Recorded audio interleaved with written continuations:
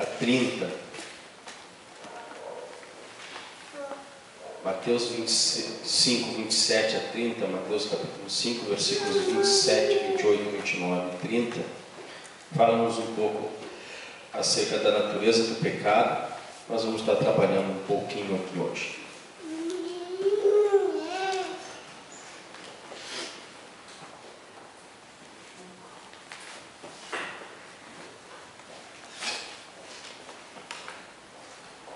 Todo mundo achou? Bem? Diz assim: ouviste que foi dito, não adulterarás. Eu, porém, vos digo, qualquer que olhar para uma mulher com intenção impura no coração, já adulterou com ela. Se o teu olho direito te faz tropeçar, arranca-o e o lança-o de ti, pois te convém que se perca um dos teus membros e não seja todo o teu corpo lançado no inferno. E se tua mão direita te faz tropeçar, corta-a e lança-a de ti, pois te convém que se perca um dos teus membros e não vá todo o teu corpo para o inferno. Até aqui, meus irmãos.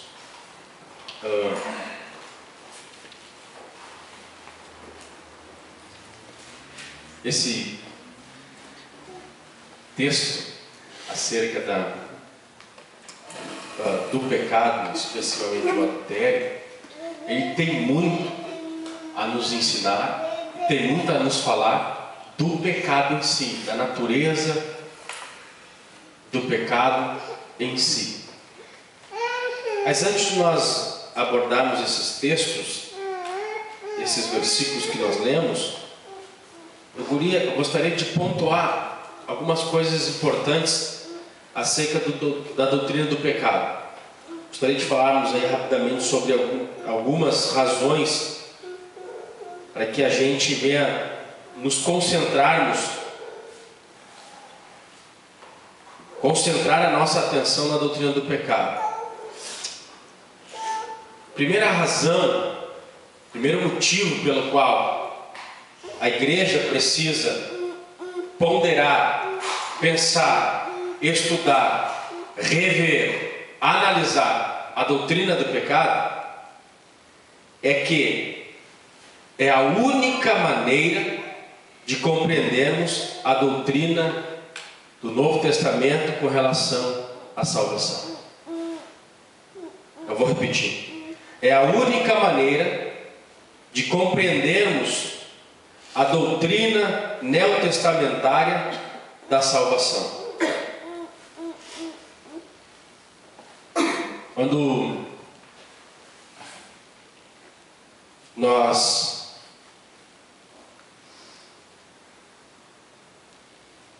para compreender o que Jesus fez na cruz do Calvário, se faz absolutamente necessário compreendermos a natureza do pecado, o poder do pecado, o domínio do pecado.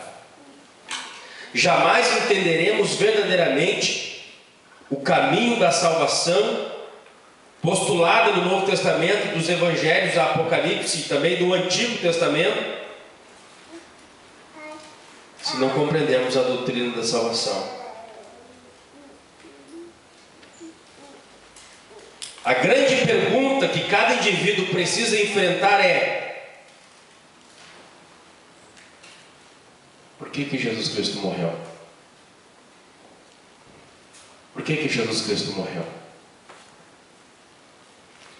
Porque Ele volveu o rosto decididamente na direção de Jerusalém, recusando-se a permitir que os seus seguidores o defendessem. Porque quando ele vai para Jerusalém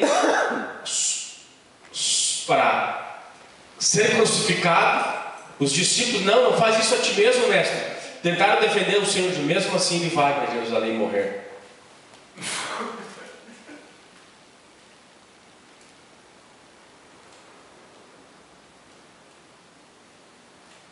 Porque ele declarou que, se quisesse, poderia recorrer ao auxílio de 12 legiões de anjos para protegerem, mas que, se assim fizesse, não poderia cumprir a justiça de Deus.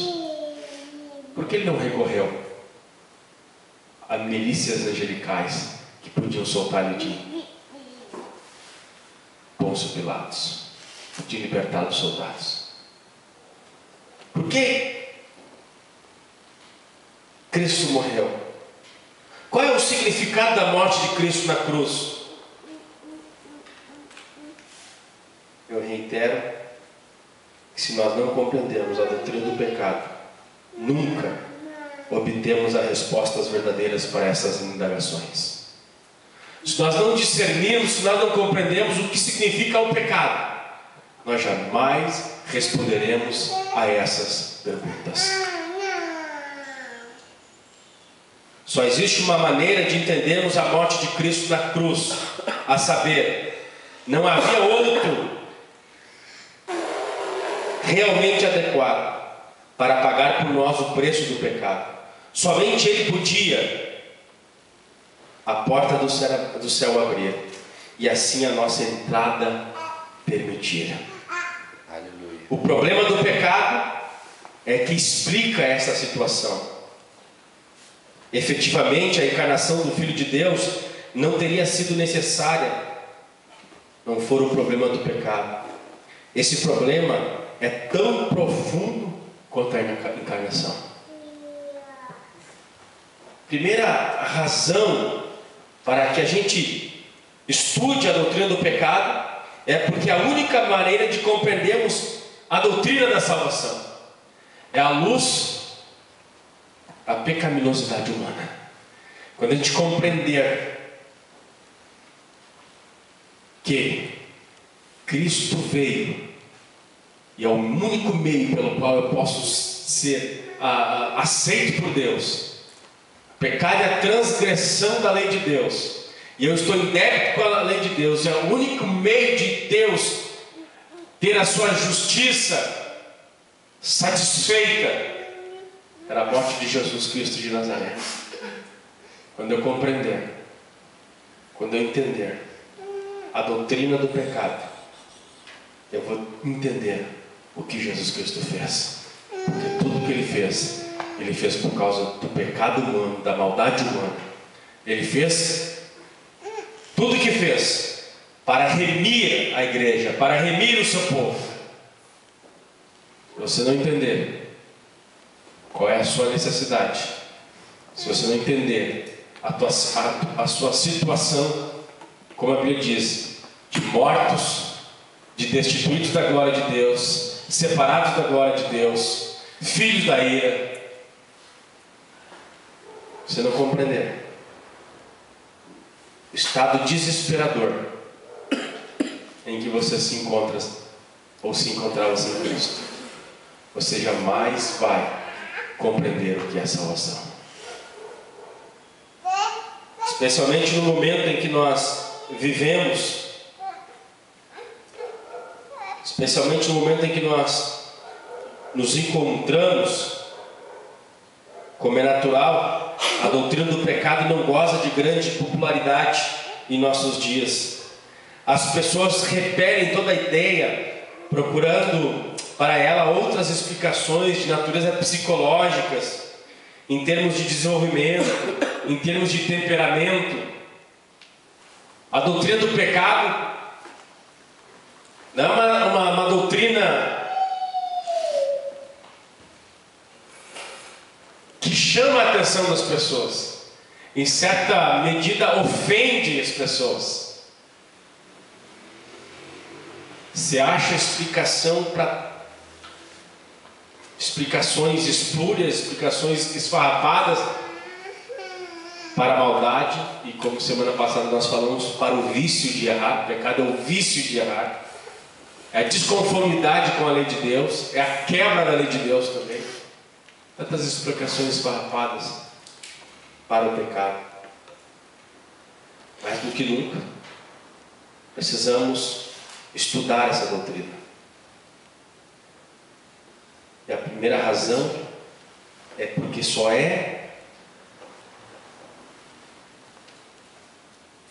percebemos e entendemos a salvação quando compreendemos o nosso estado de perdição. Quando nós compreendemos como nós estamos desgarrados, como nós estamos perdidos, como nós estamos espiritualmente falidos, como nós estamos distantes de Deus. Quando a gente entender isso, quando a gente compreendeu o que Paulo tenta explicar no capítulo 7, ele termina dizendo no capítulo 7: desventurado homem que sou.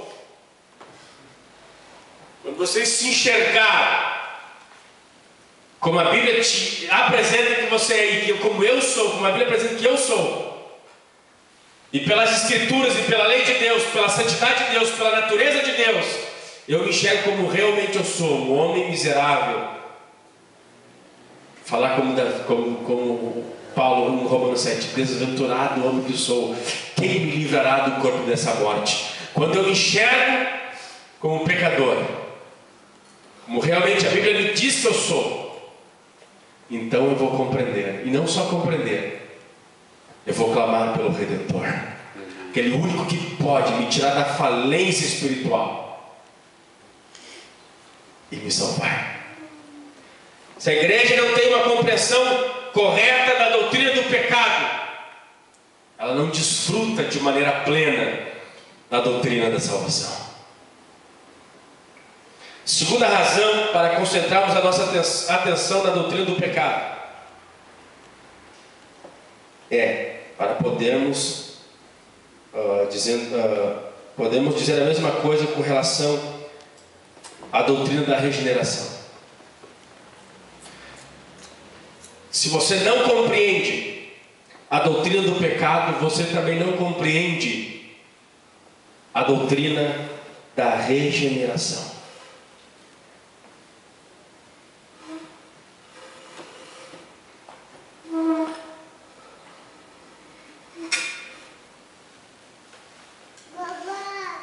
Quando a gente compreende, quando a gente percebe nas Escrituras Sagradas, o nosso estado é um estado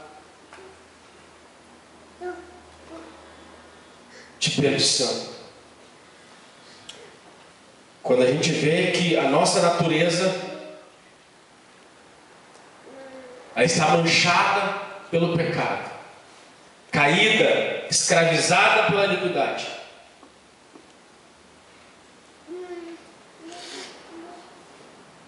a gente entende que o único meio pelo qual podemos ser livres é Deus nos recriando, regenerando. Quando a gente entende a doutrina do pecado, em que a nossa natureza está escravizada pelo pecado, eu não tenho vontade de buscar a Deus. Só uma perspectiva correta da doutrina do pecado faz-me eu compreender o que significa novo nascimento.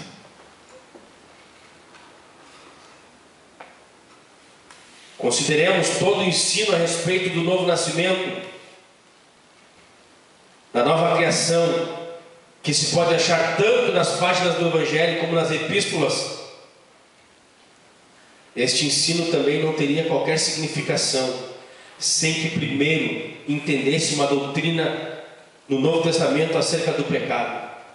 Todavia, quando a compreendemos, então também podemos perceber claramente que a menos que o indivíduo nasça do alto, recebendo assim uma nova natureza, um novo coração, a salvação lhe é algo simplesmente impossível.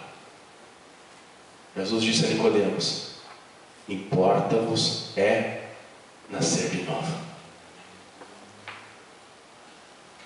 Se você acha que na sua natureza tem algo de bom, que você pode, pela sua justiça própria, pela sua dedicação, pelo seu esmero, agradar a Deus, você não entendeu ainda a doutrina da regeneração. Porque sem esse nascer de novo, sem o nascimento para o alto, sem ser uma nova criatura, ninguém verá o reino de Deus.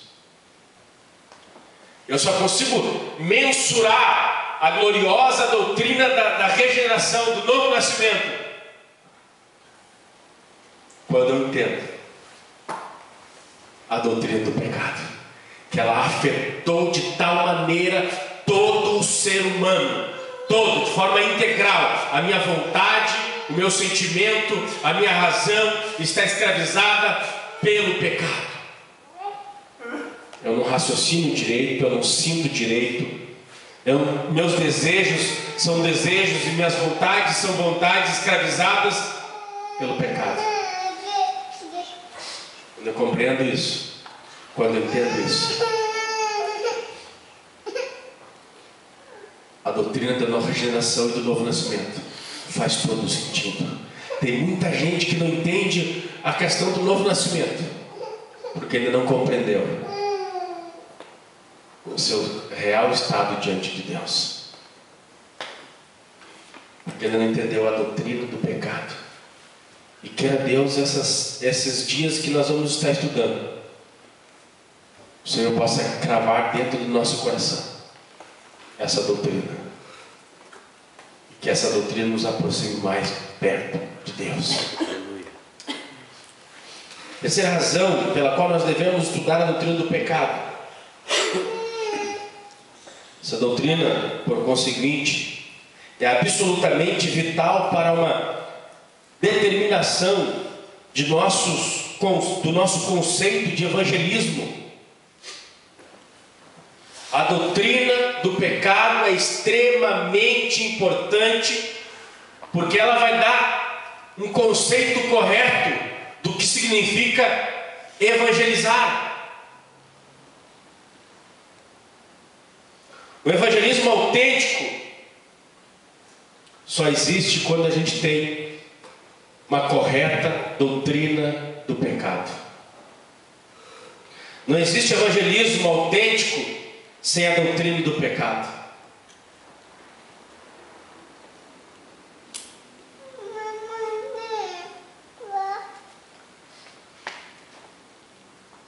Se a compreensão do que seja o pecado, não existe evangelismo.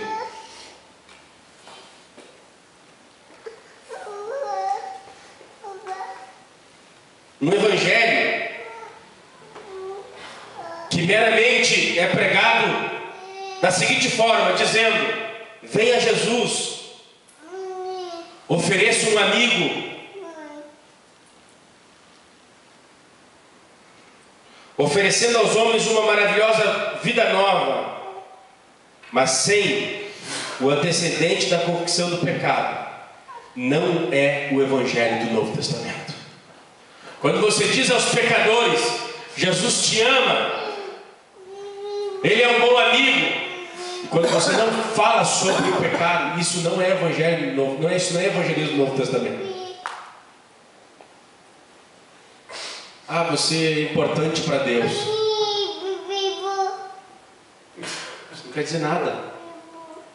Se você não falar a questão acerca da natureza do pecado, isso não quer dizer nada. Ah, Jesus te ama. Ah, que bom que Jesus me ama. Eu também me amo. Jesus tem um plano maravilhoso na tua vida. Que legal, eu também tenho um plano maravilhoso para a minha vida. Isso não é forma bíblica de evangelizar.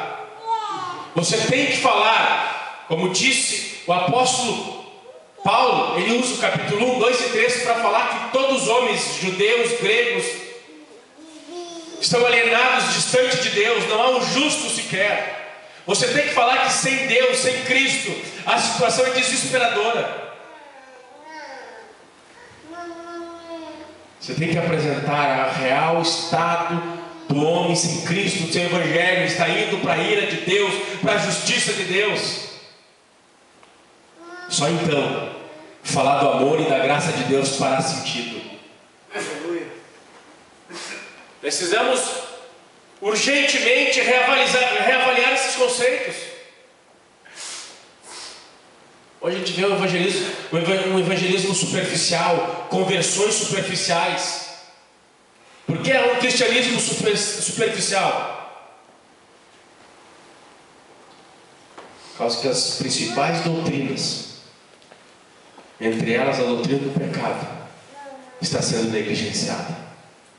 Quando a gente compreende a doutrina do pecado e a gente percebe a situação real do ser humano, e quando a gente começa a pregar nessa perspectiva,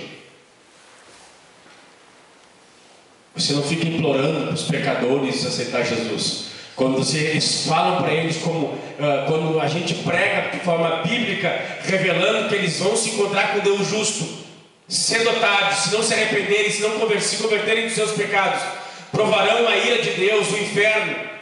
Em vez de você convidar eles para aceitar Jesus, eles clamarão a Jesus de Nazaré. Eles buscarão, eles invocarão ao Senhor.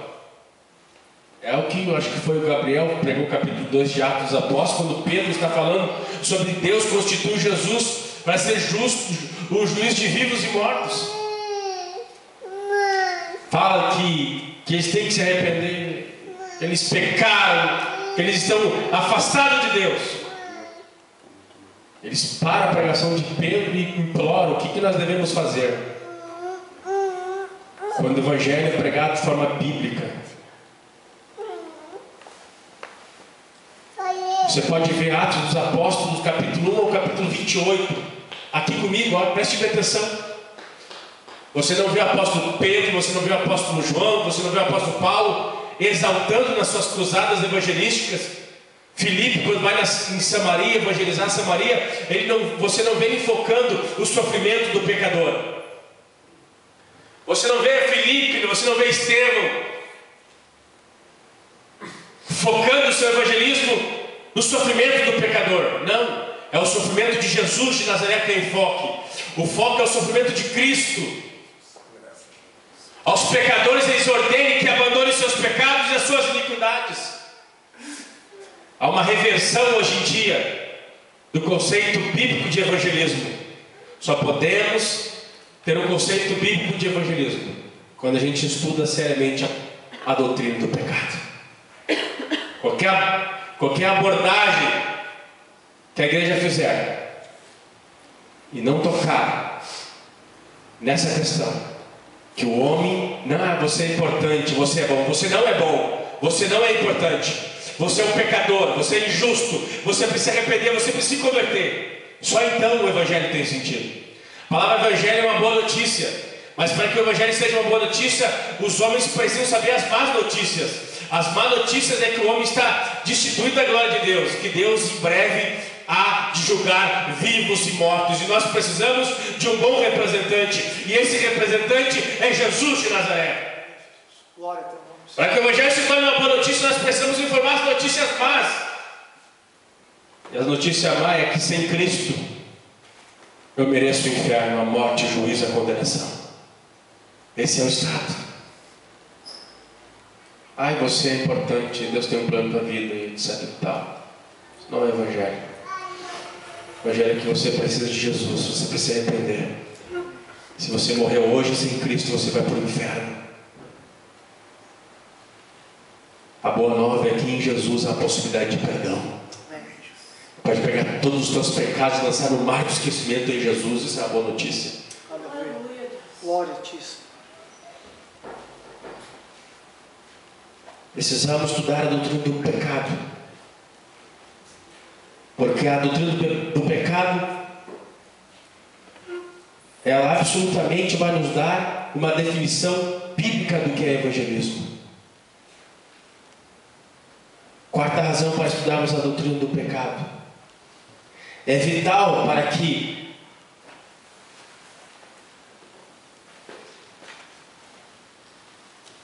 tenhamos uma verdadeira ideia de santidade. É importante estudar a doutrina do pecado para que a gente entenda, compreenda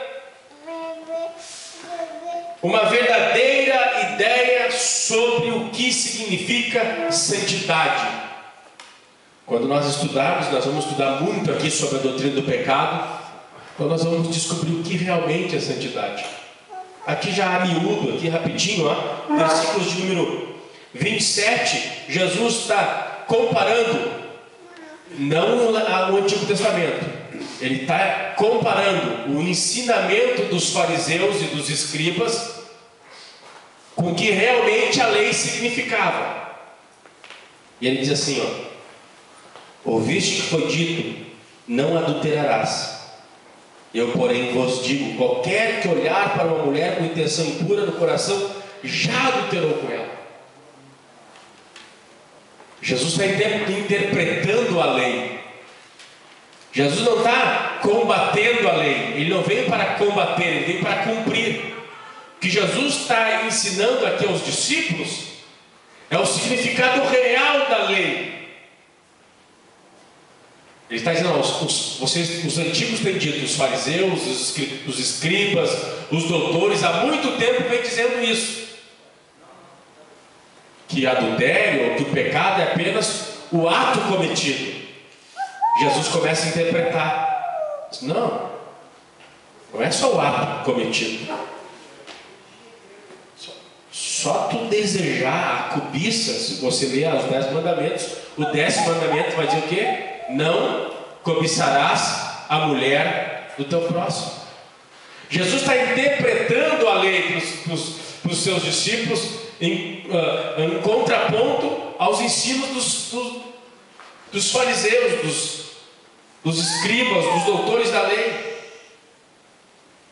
Então, se faz necessário nós estudarmos o que significa pecado, porque senão a gente vai cair nessa mesma engronha aqui que os fariseus entendiam. Santidade? Não, santidade é eu não tocar. Santidade é eu não, as vias de fatos, não trair a mulher ou o esposo, não adulterar. Isso é a vida santa.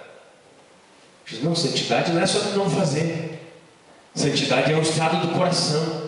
Santidade é uma questão interior. Não basta você só não executar o adultério. Não basta só não fazer. Santidade é muito mais do que algo negativo, é algo positivo também. Não basta você não olhar isso, não ver aquilo, não tocar aquilo. A questão é se você gosta. A questão é se você deseja. O apóstolo João, vai escrever: não ameis o mundo, nem o que no mundo há. A questão não é se você toca, se você prova. A questão é se você ama. A questão é se você deseja. Santidade é muito mais profundo. Santidade é muito mais integral, algo muito mais completo, algo muito mais profundo. Jesus diz, não, santidade não é questão só de tu não fazer, não tocar. A questão é se você deseja, a questão é se você ama.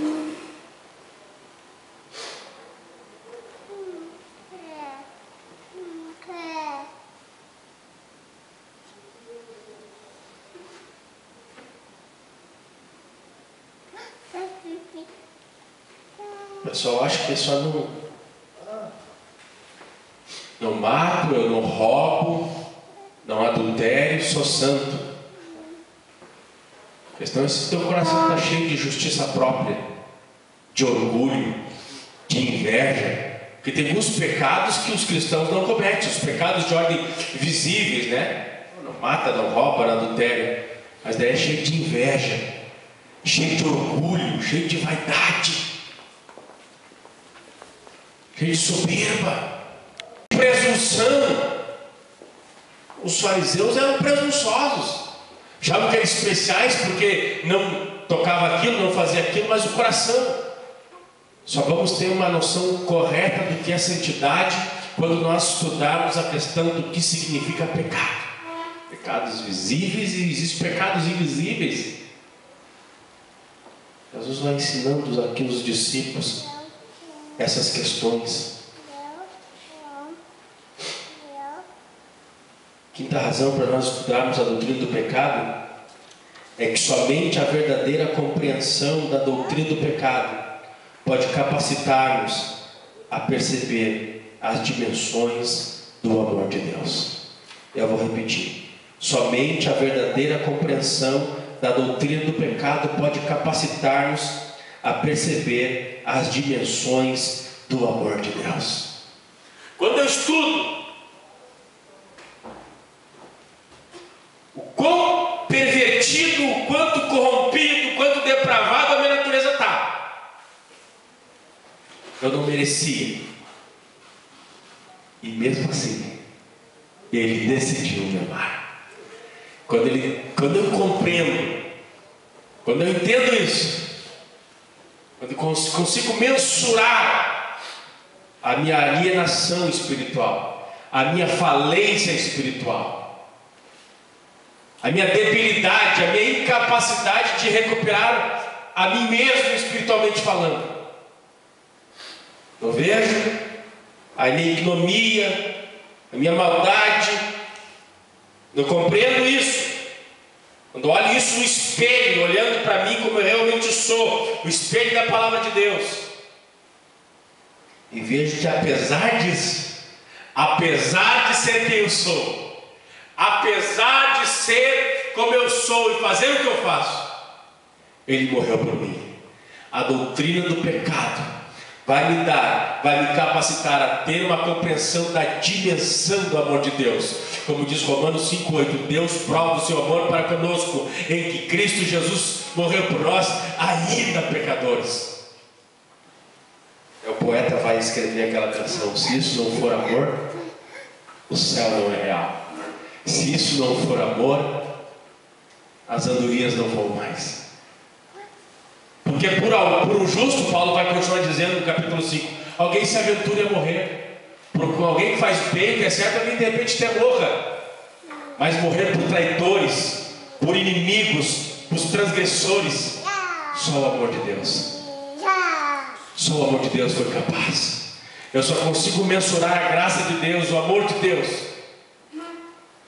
de forma plena, quando eu compreendo, quando eu estudo a doutrina do pecado.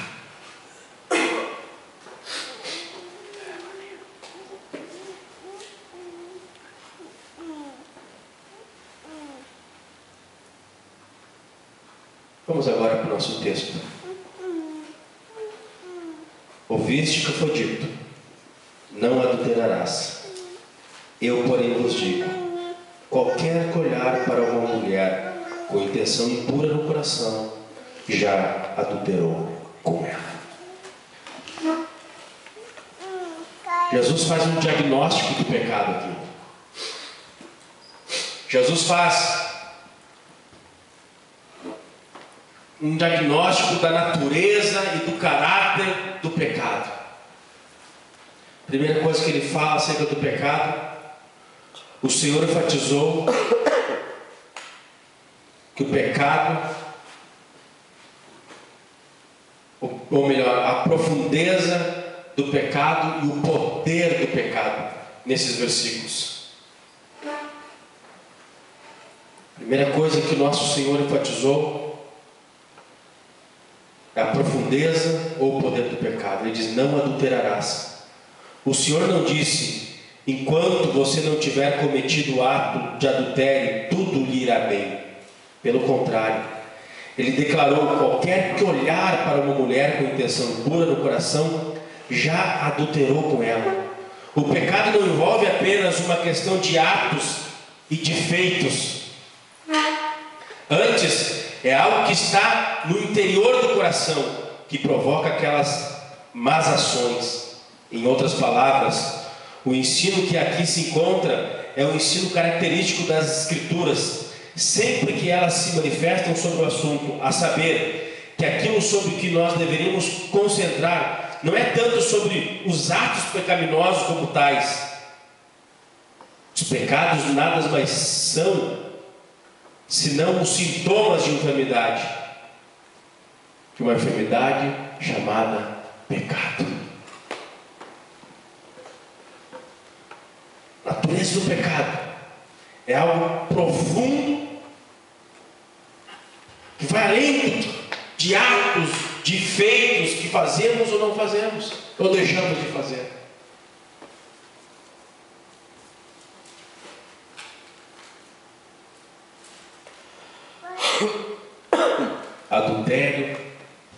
assassinato, roubo,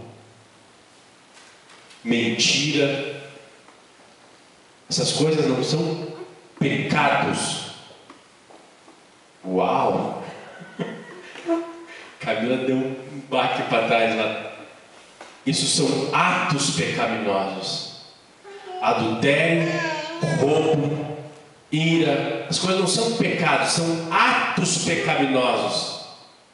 Eu faço isso por causa do pecado. Pecado é uma vida de alienação de Deus. Pecado é a separação de Deus. Pecado é desconformidade. É o meu ser, a minha natureza está desconforme à natureza de Deus. Deus é santo, justo e perfeito. Eu tenho uma natureza pecaminosa. Isso é pecado. Isso é uma doença.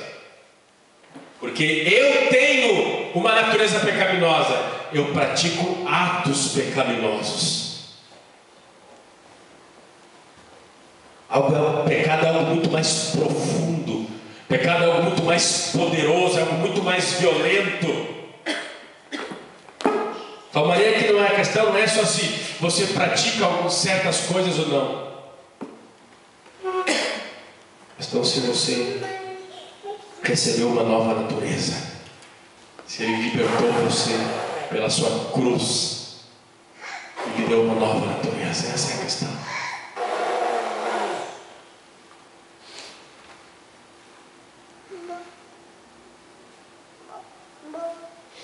Outra coisa que Jesus fala aqui acerca da natureza do pecado,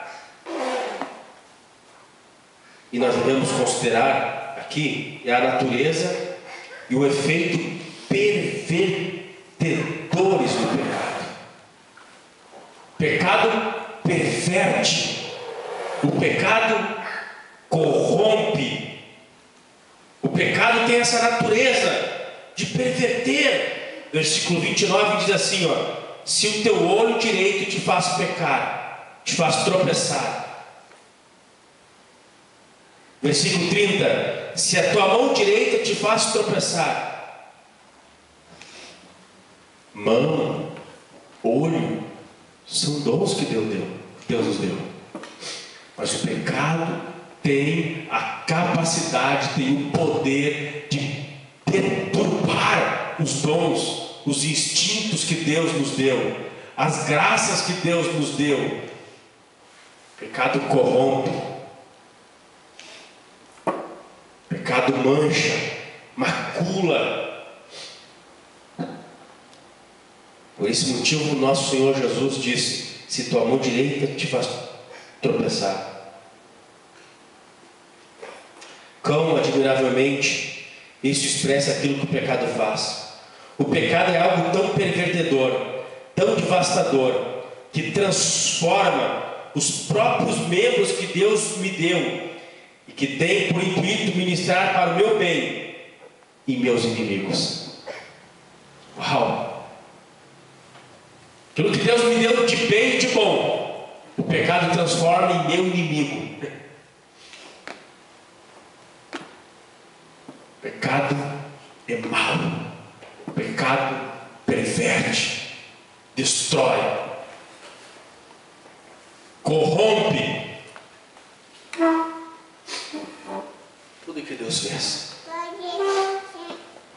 O pecado perverteu o ser humano, transformando o bem que nele existe em mal. Você pode ver em casa, Romanos 7, tema de casa para vocês. Chega em casa hoje e leia Romanos 7. Que coisa terrível. Natureza pecaminosa. O próprio fato que a lei ordena-me não fazer coisas leva-me a ficar meditando sobre essas coisas.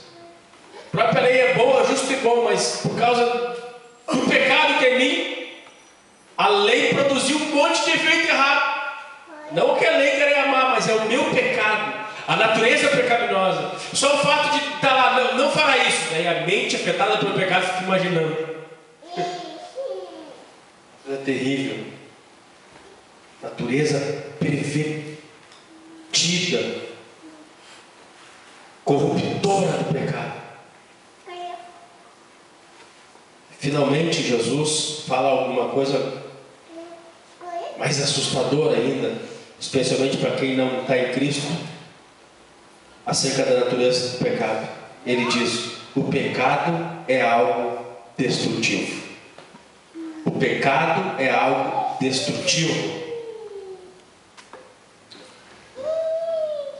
Olha que o versículo 29 diz: se o teu olho direito te faz tropeçar, arranca-o, lança de ti, pois te convém que se perca um dos teus membros e não seja todo o teu corpo lançado no inferno.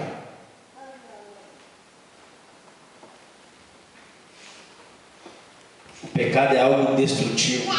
Se o teu olho direito te faz tropeçar, arranca-o, lança-o de ti. Por qual motivo? Pois te convém que se perca um dos teus membros e não seja todo o teu corpo lançado no inferno. O pecado destrói o ser humano. O pecado introduz a morte na vida do homem, introduz a morte no mundo. O pecado sempre leva à morte e, afinal de contas, ao inferno, ao sofrimento e à punição. O pecado é odioso para Deus. O pecado é abominável aos seus olhos.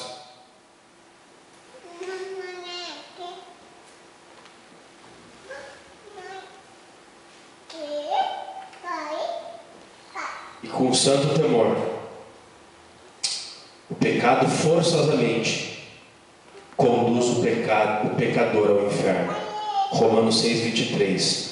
O salário do pecado é a morte.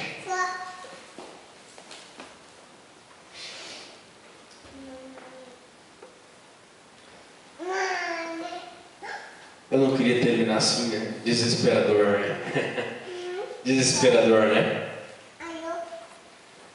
Agradeço a Deus porque dispõe de um evangelho que me fala de outrem, de alguém que é imaculado, de alguém que é puro e perfeitamente santo, que levou sobre si mesmo o meu pecado e a minha culpa. Fui lavado em seu precioso sangue, e Ele me concedeu a sua própria natureza divina, quando percebi que precisava de um novo coração. Graças a Deus, também descobri que Ele veio a fim de outorgar-me esse novo coração, e Ele realmente me outorgou. A natureza tua, meu Senhor, de cima vem logo como deve, e o novo nome teu, nome de amor, no meu carente coração escreve.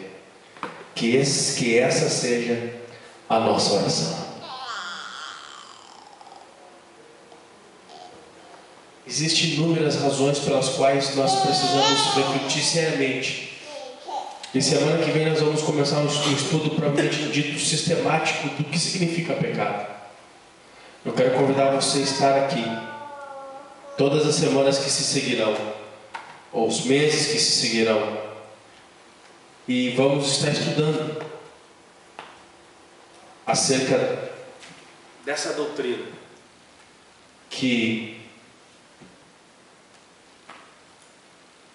soa até hoje em dia meio estranho falar sobre isso. Soa hoje complicado falar sobre isso,